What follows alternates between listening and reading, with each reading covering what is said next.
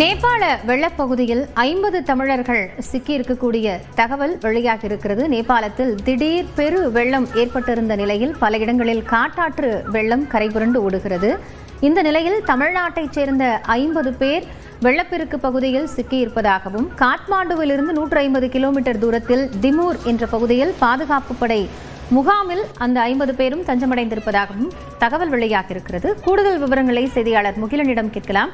முகிலன், இப்போ சிக்கியிருக்கக்கூடிய தமிழர்கள் பாதுகாப்பா இருக்கிறாங்களா? என்ன விவரம் தெரிய வந்திருக்கு? சிவரஞ்சனி, தற்போது நியூஸ் 18 தமிழ்நாடுக்கு கிடைத்த அந்த பிரத்யேக அந்த ஆடியோவில் அதாவது ஒரு ஆடியோ கிளிப் நமக்கு கிடைத்திருக்கிறது. அதில் சுமார் 50 அதாவது மூன்று பேருந்துகளில் தமிழ்நாட்டை சேர்ந்தவர்கள் இந்த நேபாளுக்கு யாத்திரைக்காக சென்றிருக்கின்றனர். அதில் ஒரு பேருந்தில் சென்றவர்கள் தற்போது இது தொடர்பான அந்த தகவலை வழங்கியிருக்கின்றனர். அவர்கள் இந்த ஏற்பட்ட இந்த வெள்ளப்பெருக்கு காரணமாக திமூர் என்ற ஒரு பகுதியில் இருக்கக்கூடிய APF ஆர்ம்டு போலீஸ் போர்ஸ் என்ற அந்த நிலையில் தற்போது அவர்கள் தஞ்சம் புகுந்திருப்பதாக அவர்கள் தகவல் வெளியிட்டிருக்கின்றனர். அவர்கள் போன அந்த பேருந்தில் சுமார் 55 to 60 பேர் வரை பயணித்ததாகவும், அதே போல இந்த வெள்ளப்பெருக்கு ஏற்பட்ட போது அவர்கள் அங்கு சிக்கிக் கொண்டிருப்பதாகவும் தற்போது அந்த ஆடியோவானது வெளியாகிருக்கிறது. அதில் தற்போது அவர்கள் பாதுகாப்பாக இருப்பதாகவும் தகவலானது வெளியாகிருக்கிறது.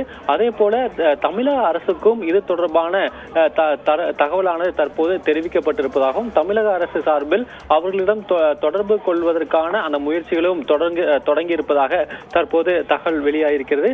தமிழகத்தில் அதாவது அந்த காணொலியில் நாம் கிடைக்கப்பெற தகவல், தமிழகத்திலிருந்து 3 பேருந்துகளில் தற்போது அவர்கள் இந்த யாத்திரைக்காக சென்றிருக்கின்றனர். அங்கு ஏற்பட்ட அந்த வெள்ளப்பெருக்கில் ஒரு பேருந்தில் சென்றவர்கள் தற்போது பாதுகாப்பாக இருப்பதாக அவர்கள் தகவல் தெரிவித்திருக்கின்றனர். இனி இவர்களை தமிழக அரசு தொடர்பு கொண்டு இவர்களை மீட்பதற்கான அந்த பணிகளை தொடங்கும். ஆனால் தற்போது தமிழகத்திலிருந்து யாத்திரைக்கு சென்ற குறைந்தது 55 தமிழர்கள் தற்போது இதனால் அந்த நேபாளத்தில் சிக்கியிருப்பது தற்போது தகவல் வெளியாகிருக்கிறது. இது தொடர்பாக தகவல்களை நம் காலையிலிருந்து வெளியிட்டு வருகிறோம். காலை நேபாள் பகுதியில், அதாவது நேபாள் திபெத் எல்லையில் காலை 9 மணிக்கு இந்த வெள்ளப்பெருக்கானது ஏற்பட்டிருக்கிறது. குறிப்பாக திபெத் சைடில் திபெத் பகுதியில் ஏற்பட்ட அந்த வெள்ளப்பெருக்கு கிளேசியர் பிளாஸ்ட் என்று சொல்கிறார்கள். பனிப்பாறைகள் உருகி அதிக அளவில் அதாவது பனிப்பாறைகள் உருகி அந்த பகுதியில் அந்த வெள்ளமானது தேங்கி இருக்கும். அது ஒரு கட்டத்தில் உடைத்து வெளியேறும் போது ஆறுகளில் கடுமையான ஒரு வெள்ளப்பெருக்கு ஏற்படும்.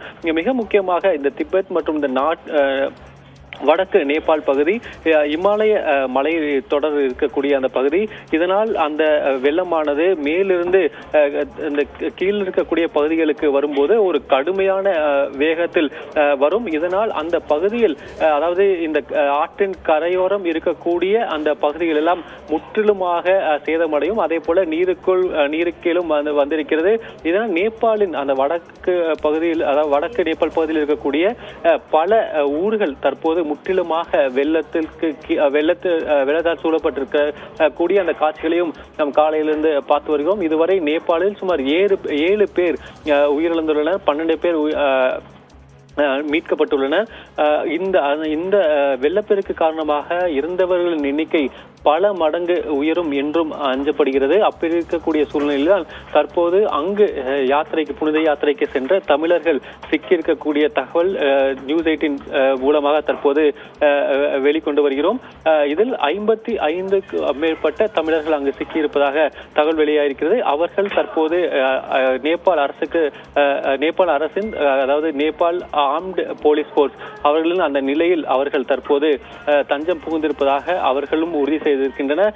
அரசுக்கும் இது தொடர்பான தகவல் தெரிவிக்கப்பட்டு அரசு இவர்களை தொடர்பு கொள்வதற்கான முயற்சியும் தொடங்கியிருப்பதாக முதல் கட்ட தகவலானது நமக்கு கிடைத்திருக்கிறது. காயத்ரி, முகிலன், இப்போ போன எல்லாருமே தமிழகத்துல தஞ்சை மாவட்டத்தை சேர்ந்தவர்கள் அப்படிங்கிறது தெரிய வந்திருக்கு. இப்போ அவங்க தேசிய பாதுகாப்பு படை வசம் இருக்கிறதுனால மாநில பேரிடர் மேலாண்மை ஆணையம் தரப்பிலிருந்து தமிழ்நாட்டிற்கு இது குறித்த தகவல் தெரிவிக்கப்பட்டிருக்குமா? இப்ப அங்க இருக்கக்கூடிய யாரையாவது தொடர்பு கொள்ளக்கூடிய வாய்ப்புங்கிறது இருக்கா?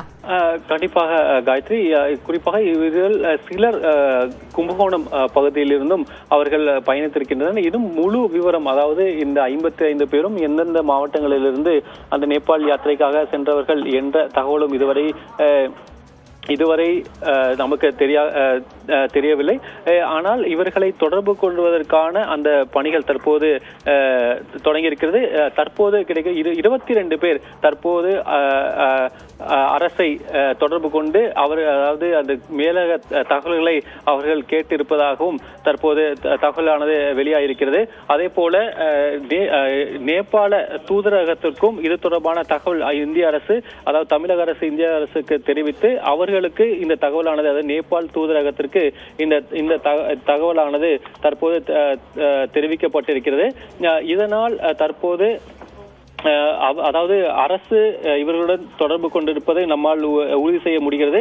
ஆனால் அரசுக்கும் தற்போது இந்த தகவலானது தெரிவிக்கப்பட்டு அவர்கள் நேபாள் தூதரகத்திற்கு அவர்கள் தமிழக தொடர்பான தகவலை வழங்கி இருக்கின்றனர். தற்போது அரசு, அதாவது நேபாள அரசும் அவர்களை தொடர்பு கொண்டு அவர்களை மீட்கக்கூடிய பணிகளை அவர்கள் துரிதப்படுத்துவார்கள் என்றும் நம்மால் இதிலிருந்து புரிந்து கொள்ள முடிகிறது காயத்ரி. இன்னும் அரசு முழு தகவல்கள், அதாவது யார் யார் இது பயணம் செய்தனர், அவர்கள் எந்தெந்த மாவட்டத்தை சேர்ந்தவர்கள் என்ற தகவலை தற்போது அவர்கள் திரட்டி வருகின்றனர்.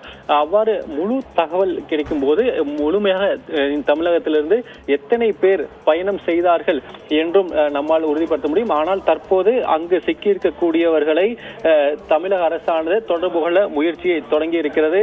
இந்திய அரசிற்கும் இது தொடர்பான தகவலானது தெரிவிக்கப்பட்டு நேபாள் தூதரகத்திற்கு தற்போது அந்த தகவலானது தெரிவிக்கப்பட்டிருக்கிறது காயத்ரி. முகிலன், இப்போ காத்மாண்டுவிலிருந்து ஒரு 150 கிலோமீட்டர்ல இருக்கிற திமூர் அப்படிங்கிற பகுதியில தான் தமிழகத்தை சேர்ந்த சுற்றுலா பயணிகள் இப்போ பாதுகாப்பு படை வசம் தஞ்சமடைஞ்சிருக்காங்க. இப்போ எந்தெந்த பகுதிகளில் நேபாளம்ல அதிகமா இந்த மாதிரியான வெள்ள பாதிப்புகள் அப்படிங்கிறது ஏற்பட்டிருக்கு?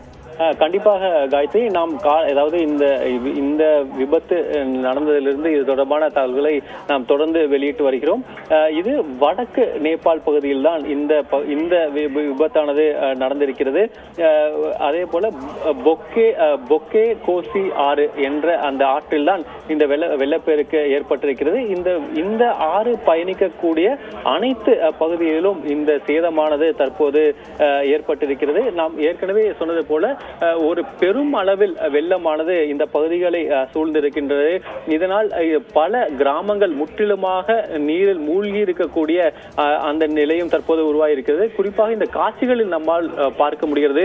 அந்த அதாவது மேலிருந்து அந்த மலை மீதிலிருந்து கீழே வரக்கூடிய அந்த ஆற்று வெள்ளத்தின் வேகத்தை நம்மால் இந்த காட்சிகளில் உணர முடிகிறது. இதிலிருந்தே இந்த தாக்கம் மற்றும் அந்த ஆறு ஏற்படுத்தக்கூடிய அந்த பாதிப்புகள் என்னென்ன என்பது நம்மால் புரிந்து கொள்ள முடிகிறது.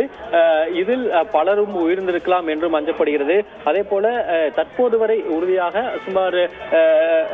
சுமார் ஒரு 7 பேர் உயிரிழந்துள்ளனர், 12 பேர் வரை மீட்கப்பட்டுள்ளனர். இருந்தாலும் இந்த எண்ணிக்கையானது கடுமையாக உயரும் என்றும் அஞ்சப்படுகிறது. தற்போது அரசு தமிழக அரசுக்கு இது தொடர்பான தகவலானது தெரிவிக்கப்பட்டு அவர்கள் தங்களது பணியை தொடங்கி இருக்கின்றனர்.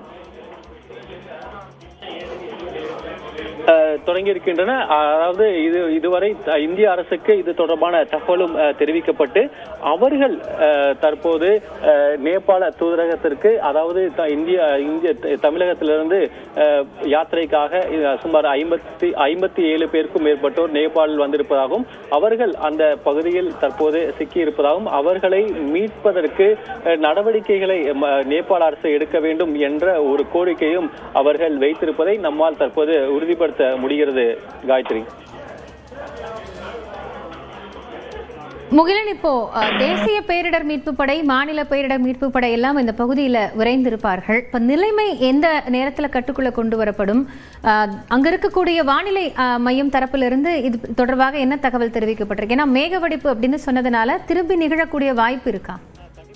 காயத்ரி, இன்னும் பல பகுதிகளில் இந்த ஆற்று வெள்ளமானது பெருமளவில் சில நொடிகளில் கீழே வந்திருக்கிறது. இதனால் பல இடங்களில் இந்த வெள்ள நீரானது, இந்த காற்றாற்று வெள்ள நீரானது தேங்கி இருப்பதாகவும், இது மீண்டும் உடைப்பெடுக்கும் பட்சத்தில் இந்த ஆறுகளில் வெள்ளப்பெருக்கு மீண்டும் ஏற்படுவதற்கான அதிகப்படியான வாய்ப்பு இருப்பதாகவும் தற்போது நேபாள அரசு ஒரு எச்சரிக்கையை விடுத்திருக்கிறது. இதனால் மீட்பு பணிகளில் ஈடுபடுவோரும் பாதுகாப்பாக இந்த மீட்பு பணிகளில் ஈடுபட வேண்டும் என்றும் நேபாள அரசானது உத்தரவிட்டிருக்கிறது.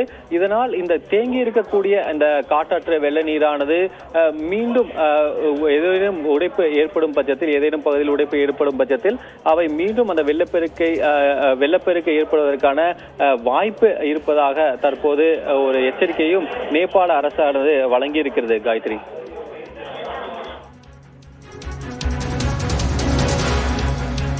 நேபாள வெள்ளத்தில் சிக்கி இருக்கக்கூடிய 50 தமிழர்களில் 22 பேர் தற்போது தமிழ்நாட்டின் அயலக நலத்துறையிடம் தகவல் தெரிவிப்பதற்காக தற்போதைய செய்தி வெளியாக இருக்கிறது. இது குறித்த கூடுதல் விவரங்களுக்காக நன்றி முகிலன்.